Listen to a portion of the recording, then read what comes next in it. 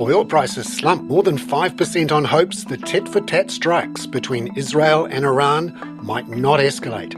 The yen falls on uncertainty about a new Japanese government, and gas prices are rising as European buyers hunt for LNG cargoes ahead of the European winter. That's coming up in our 5 Things in 5 Minutes. And then in our bonus deep dive interview, ANZ commodity strategist Soni Kumari explains why China is stockpiling copper as a strategic metal. So it's also important for both traditional sector like real estate and also for emerging ones like renewables and EVs.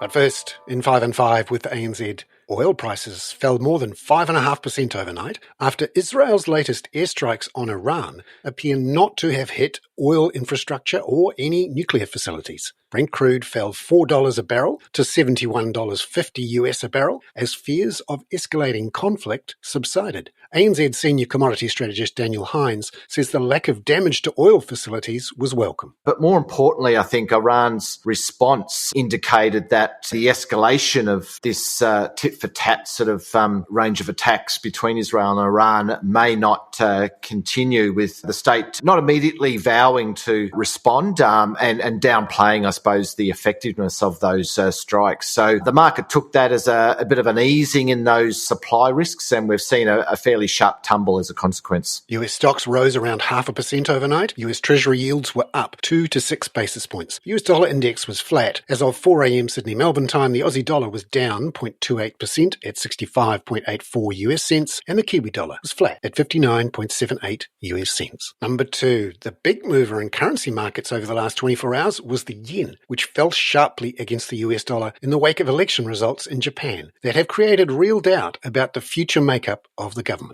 The yen has fallen from 151 yen to the dollar to 153 yen since the result. Here's ANZ Head of FX Research, Marjabeen Zaman. This is reflecting the political uncertainty which is likely to weigh on the yen, possibly in the coming weeks, given that the parties now have 30 days to agree to the composition of the new government, given it is a coalition now. Number 3, the big questions now are whether the yen's fall is too much and forces some sort of intervention, or whether the Bank of Japan hikes on Thursday to support the yen. Marjabeen warns against expectations of either immediately. Jawboning is more likely. Dollar yen is a distance away from its cycle highs, which were well above 160.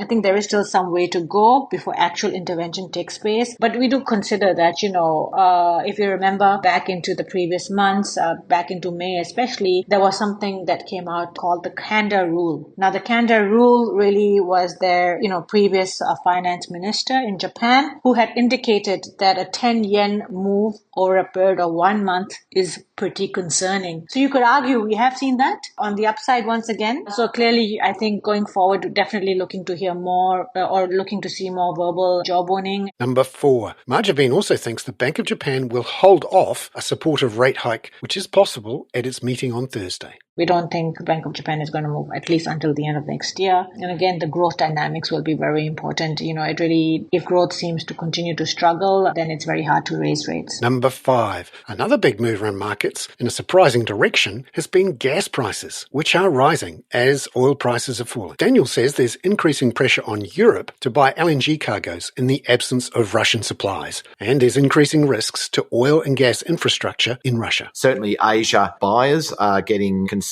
and are snapping up any sort of available cargoes at the moment, considering that the Europeans, will potentially have to dip into that market over the coming Northern Hemisphere winter. So it does look increasingly tight, and I think with those supply risks bubbling away in the background, I suspect prices are going to remain pretty elevated.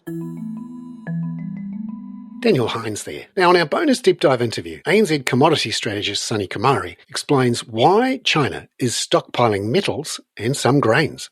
Copper's, diversified application from power grid, electric vehicle, electronic items, advanced technology to construction. I think that makes copper a strategic metal for China. So it's also important for both, traditional sector like real estate and also for emerging ones like renewables and EVs. And it's also crucial for China's strategic move towards energy transition and its aim to focus on quality development. And in case of iron ore, despite its demand facing headwinds from the ongoing slowdown in property markets, This input material is required to support its steel industry, which is still a cornerstone of China's industrial output. Just to give you some numbers, China produces more than 50% of global steel, and it needs to import iron ore to feed its steel mills. And China is severely deficient in good quality iron ore, and that makes China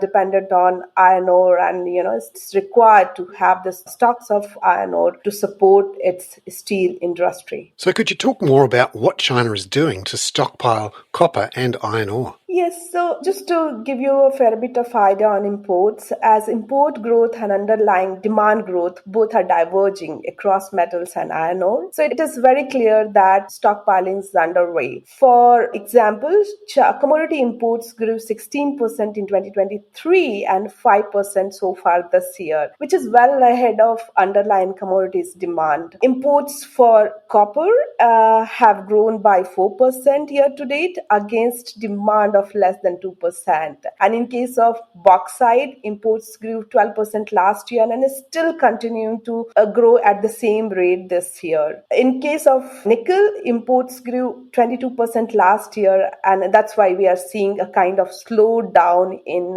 nickel imports. And just to give some idea around inventories, I think despite this stockpiling, inventories are still not excessive against its storage capacity. Copper inventories are 16% of its annual demand, while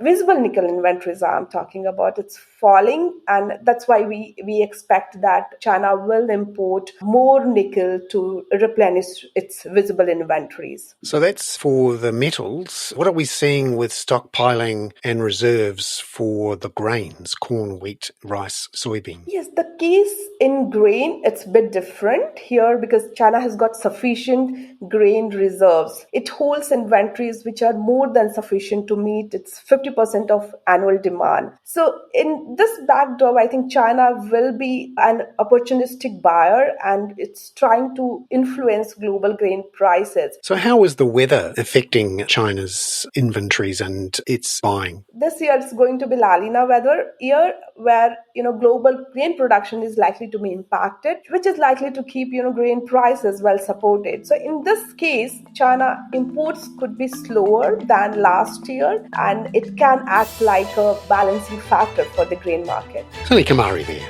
I'm Bernard Hickey. That was 5 and 5 with ANZ for Tuesday, October the 29th. Catch you tomorrow with a look ahead at the UK budget and US GDP figures due on Wednesday. This podcast contains general information only, not investment advice. You should obtain advice for your personal circumstances before making any investment decisions. Please view the podcast disclaimer available via your media player or email.